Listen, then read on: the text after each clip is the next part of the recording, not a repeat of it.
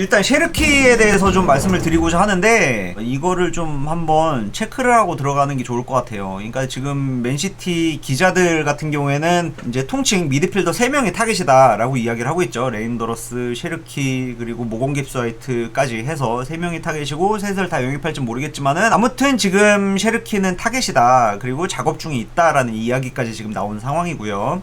근데 이게 미드필더다라고 이야기해서 여기에 매몰될 필요가 없어요. 이를테면은 지금 맨체스터 시티 홈페이지에 들어와서 미드필더 란에 이렇게 들어와서 보면요, 여기에는 사비뉴도 있고 도쿠도 있고 홀딩인 로드리도 있고 뭐 포드, 공미 포든도 있고 뭐 투톱으로 꽤 지난 시즌 이번 시즌 나올 때마다 투톱으로 뛰었었던 케빈 데브라이너도 미드필더에 있고, 뭐 물론 미드필더로 분류하는 것도 맞긴 하지만서도 어쨌든 도쿠도 미드필더에 있고, 마르무시 같은 경우에는 또 뭐 포워드에 들어가 있고 뭐 이래요. 이러기 때문에 사실은 뭐 미드필더 3명을 영입한다라고 해서 셰르키를 미드필더로 쓰기 위해서 영입하는 거다라고 해석할 필요는 없다라는 거예요. 그러니까 좀 딱딱하게 생각할 필요 없이 좀 말랑말랑하게 받아들이는 게 좋을 것 같다라는 생각을 먼저 형님들에게 전해드리는 바입니다. 일단은 셰르키에 대해서 좀 조사를 해봤는데 뭐 포럼이나 레딧 그리고 이제 기사들도 좀 몇 군데 들어가서 이 선수가 어떤 인성의 선수고 어떤 플레이 방식을 갖고 있는 선수인지에 대해서 조사를 좀 해봤어요. 보니까 형님들이 걱정을 많이 하시는 것 같더라고. 뭐 활동량 문제부터 해서 뭐 인성이 안 좋다더라, 많이 안 뛰는 선수고, 경기장 위에서도 뭐 짜증내는 행동도 많이 하고 제스처도 많이 취하고, 그리고 뭐 상대팀 팬이랑도 언쟁을 한번 벌였었던 적이 있다고 하더라고요. 그러니까는 여러 가지 이제 기행들이 좀 있었나봐. 근데 이게 이 선수가 16살 때부터 데뷔를 해서 지금까지 이제 리옹에서 계속 자라온 선수다라는 점을 간과한 것 같아요. 어느 정도는. 왜냐면은 어렸을 때 했던 행동들 하나하나가 축적돼서 지금 한 번의 이야기가 다 되고 있는 거니까. 지금에 와서 생각을 해보면은 그 시즌, 그러니까는 24, 25 시즌 4월 26일에 라카제트한테 주장원장을 받아서 좀 짧은 시간이지만은 주장원장을 달고 나머지 시간을 떴을 정도로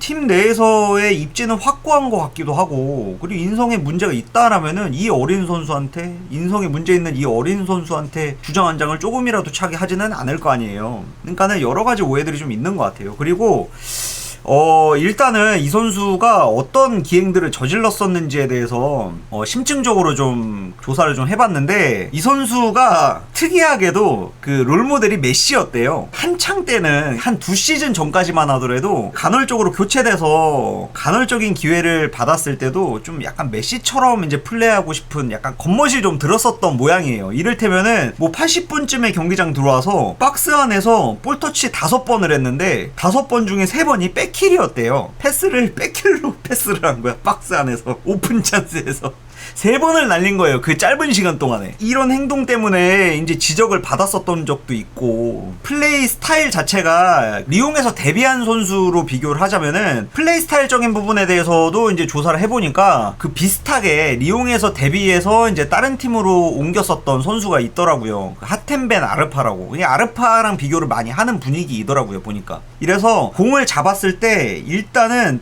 다른 선택지보다는 일단 드리블부터 이제 시도를 한다라고 이야기를 해요. 그러면서 도쿠를 콕 집어서 이야기하는 사람도 있더라고. 아마 맨체스터 시티로 가면은 도쿠랑 비슷한 플레이를 하게 될 거다고. 왜냐면은 도쿠처럼 공 잡으면 일단 드리블밖에 안 하니까 라고 이야기를 하기 때문에 플레이 스타일이나 성향을 보면은 아마도 도쿠가 왼쪽에서 뛰고 셰르키가 오른쪽에서 뛸 가능성이 좀 더 높지 않을까라는 생각을 좀 해봅니다. 왜냐면은 맨시티에서 공미로 뛰기 위해서는 볼 처리가 되게 간결해야 되거든요. 공 잡고 나서 드리블 치려고 하면은 이미 3명한테 에어싸이는 그런 상황에 처하기 때문에 절대 적응을 할 수가 없어요. 잘할 수가 없어요. 그렇다고 해서 밑에서 공을 잡고 드리블 치고 올라와? 이것도 솔직히 의미가 없어요. 어차피 어택행서드 지역에, 그러니까 상대 선수들은 그 수비 진영에 이미 10명의 선수가 다 들어가 버리고 난 다음이니까 의미가 없는 행동이거든요. 이래서 이 선수의 플레이를 보면은 결국에는 이제 측면에서 이제 써야만 하는데, 주력은 형님들이 아시다시피 잘 알려진 대로 주력은 또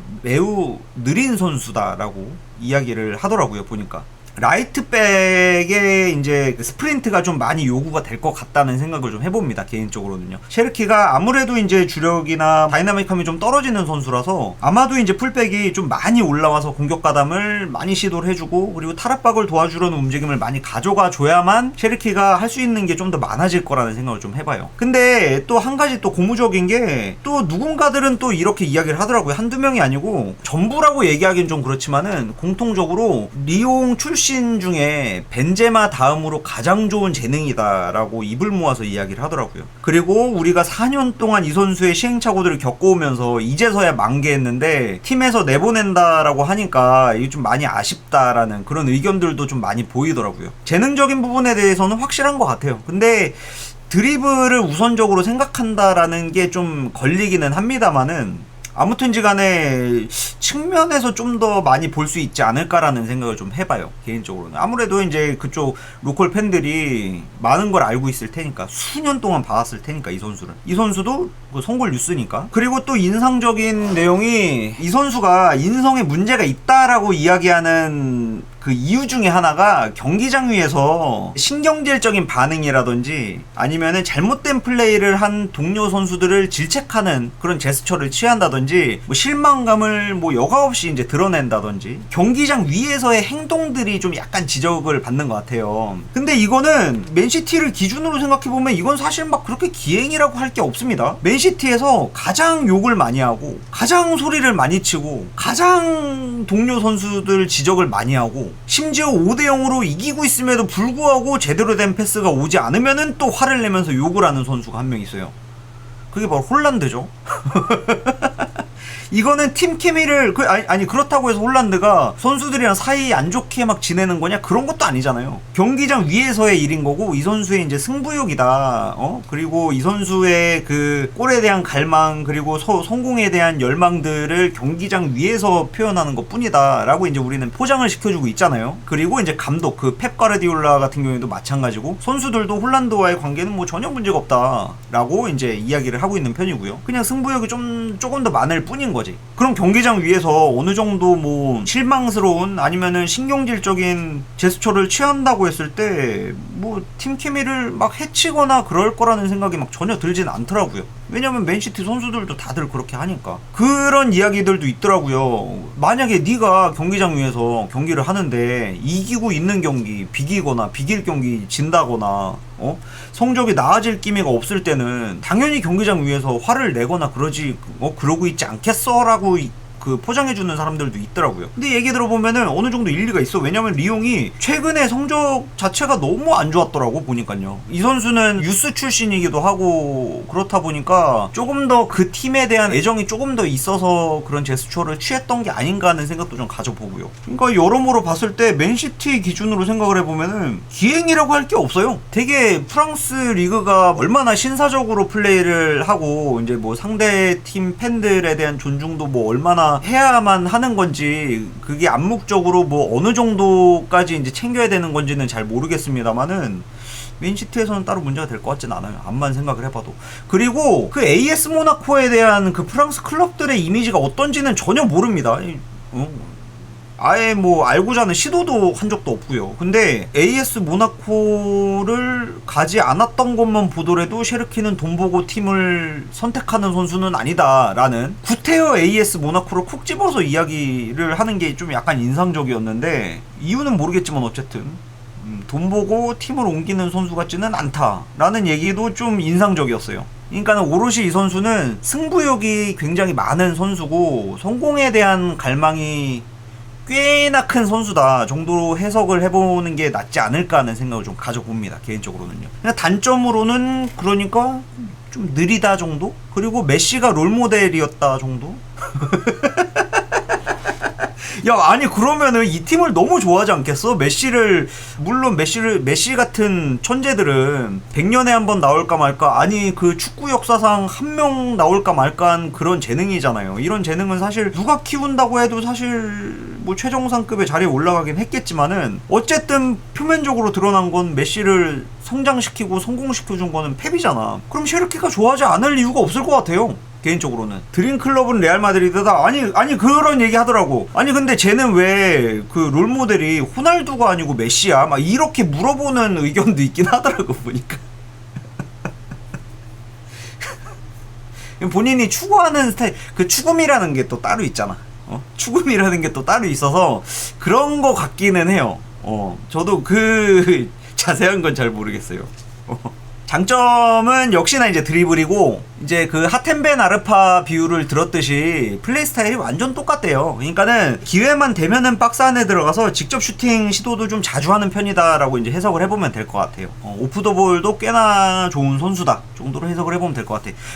그러니까는 박스 안에 제법 자주 들어갈 줄 아는 선수인 것 같아요. 여러 가지 이제 의견들을 종합해 보니까. 그렇다라는 거는 역시나 홀란드에게 가해지는 압박 혹은 홀란드에게 가까이에서 패스를 넣어줄 수 있는 선수다라는 생각도 한번 해볼 수 있을 것 같기도 하고요. 일단 기본적으로 드리블을 잘 친다고 하니까 벤제마 이후로 리옹의 최고의 천재다라는 이야기가 있으면은 뭐 일단 뭐 타락박이라든지 이 선수가 갖고 있는 장점들은 뭐 일단 맞아 있는 거 아니겠어요? 물론 공을 잡았을 때 드리블을 우선적으로 생각한다라는 거는 좀 걸리긴 하지만서도 이거는 좀 와서 어느 정도 개조를 할 수 있는 부분이라고 생각을 해요. 패스도 나쁘지 않은 편이라서 제가 볼 때는 도쿠라기보다는 확실히 마레지에 좀 더 가까운 선수일 거다라는 생각을 좀 해봅니다. 개인적으로는요. 그러니까 드리블 치는 방식이 아예 달라. 영상을 보더라도 도쿠 같은 경우에는 이제 상체를 많이 쓴다라고 하면서 그 상체를 많이 쓰면서 치달이라고 하죠. 이제 속도를 줄인 상태에서 공을 뻥 차놓고 순간 속도를 활용한 수비수를 제치는 행위. 치달이 이제 주 테크닉이라고 하면은 셰르키 같은 경우에는 발바닥을 좀 많이 쓰는 그런 유형인 것 같아요. 발바닥을 좀 많이 쓰고 좀 간결하게 좀 짧게 툭툭툭툭 차서 이제 상대방을 유린하는 제치는 그런 플레이를 선호하는 것 같더라고요 보니까. 드리블 폼이 메시랑 비슷해 보여서 신기했어요. 근데 겉멋 잔뜩 들어간 그래 메시가 롤모델이래잖아. 근데 근데 신체 조건을 보면은 얼굴 엄청 크고 이 얼굴 크기에 비해서 하체가 되게 짧잖아. 그런 거 보면은 신체 조건이 약간 메시처럼 드리블을 쳐야 그게 맞는 것 같다라는 생각도 좀 들어요. 그리고 허벅지나 종아리에 근육이 막 그렇게 많진 않더라고. 그렇다라는 거는 이 선수가 드리블을 치다가도 무리한 드리블 돌파 시도는 안 한다라는 뜻으로 해석을 해볼 수도 있고, 그리고 근육이 많지 않다라는 거는 뭐야, 일단 스프린트나 이런 거에는 전혀 관심이 없다라는 뜻으로 해석을 해봐도 되는 거죠. 그렇기 때문에 이 선수도 마레즈처럼 부상을 달고 다니거나 그러진 않을 것 같아요. 최대한 오랫동안 선수 생활을 유지할 수 있을 것 같다라는 생각이 좀 듭니다. 플레이 스타일 성향상. 근데 그런 선수는 아니에요. 이타적인 플레이어예요. 동료 선수들을 활용한 플레이를 잘한다라는 얘기도 있었어요. 그러니까는 패스도 장점이고 동료 선수들을 이용해서 박스 안으로 들어가는 그런 플레이도 종종 보여준다라는 걸 생각해보면은 확실히 이 선수가 이제 독고다이적인 성향의 선수는 절대 아닌 것 같다라는 생각을 좀 해봐요. 아델 타랍보다는 확실히 하텐벤 아르파 같은 플레이어가 맞는 것 같아요. 그러니까 그 표현. 그러니까 하텐벤 아르파 초창기 때. 나중에 이제 프리미어 리그까지 넘어왔을 때 이제 그 시기 말고 초창기 때 베나르파 정도.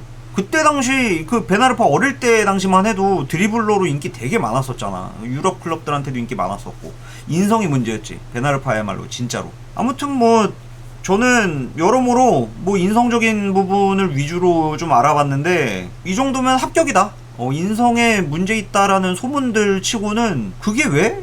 라는 생각이 들 정도로 문제될 만한 게 전혀 없다라는 결론이 들었고요. 그리고 플레이 스타일이나 뭐 이제 비교되는 선수들, 뭐 하텐벤 아르파라든지 도쿠 그리고 마레즈 이런 선수들을 종합적으로 생각을 해봤을 때 확실히 10번 플레이어로서는 맨시티에서 대성하기는 좀 힘들 것 같다라는 게 결론이에요. 어쨌든 우리는 많이 안 뛰고 승질 고약하고 약간 독불 장군과도 같은 선수다라는 이런 오해를 풀었으면 좋겠다. 일단 오기 전이니까 만약에 오피셜이 난다라고 하면은 이 선수에 대한 선입견을 갖지 않았으면 좋겠다라는 생각 때문에 한번 이 내용을 다뤄봤습니다.